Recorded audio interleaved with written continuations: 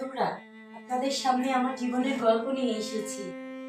জীবনের গল্প বলতে সেটা কিছু নয়, কারণ হচ্ছে জীবনের উত্থান পতন। মানুষ কখন তার জীবনে উত্থান হয় আর কখন পতন হয় একমাত্র আল্লাহ মাবুদ ভালো জানেন। তো আসলে বলার কিছু নাই। মানুষের যেমন টাকা টাকা ছাড়া মানুষের জীবনে কোনো মূল্যায়ন নেই।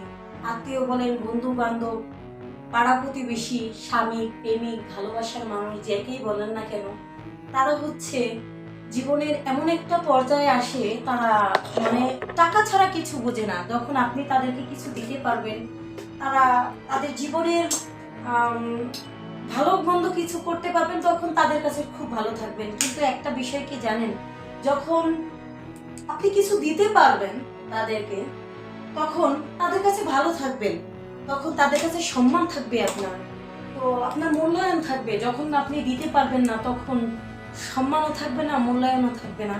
তো জীবনে এমন এমন কিছু সময় আছে যা মানুষকে এমন জায়গা নিয়ে যায়, কিন্তু কাউকে বলারও থাকে না, সহ্য করারও থাকে না। কেমন জীবন সেটা তো মানে বলার মতো না। তো আমার জীবনেও সেরকম কিছু ঘটনা ঘটেছে। একটা মানুষ যখন ছোট থেকে কষ্ট করতে করতে অনেক বড় হয়, আমিও আমার জীবনে মানে একটা লেভেল আমি চলে গিয়েছিলাম। তখন মানে খুব কষ্ট করেছি, কষ্ট করতে করতে আজকে অনেক বড় হয়েছিলাম। কিন্তু যাই হোক, মানুষের জীবনে ভুল ত্রুটি হয়, সেই ভুল ত্রুটির জন্য আমার জীবনে অনেক বড় সর্বনাশ হয়ে গেছে।